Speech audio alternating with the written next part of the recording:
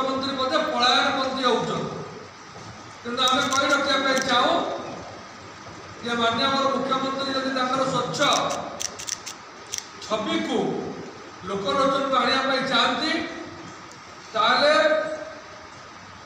माननीय मंत्री जे कृष्ण बाबू कृष्णचंद्र पात्र से इस्तीफा देवा कथा जदि से इस्तीफा न देवे ताले माननीय मुख्यमंत्री बरखास्त कर इलेक्शन कमिशन कौन कर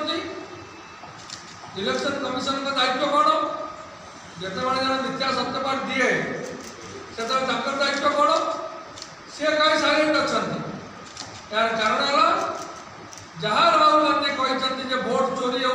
इलेक्शन कमिशन क्षमतासीन दलर हाथ मारी कम करुच्ची तेणु ए निर्वाचन कमिशन जी अच्छा सी बोधे राज्य सरकार हाथ मारी से कम कर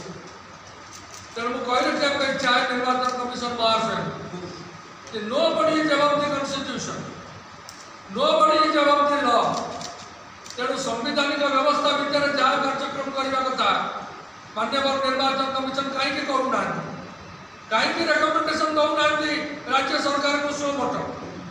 कहीं माननीय मंत्री को कहूना डायरेक्शन दौना कि आप मिथ्या सत्यपाठ रिजाइन करूँ।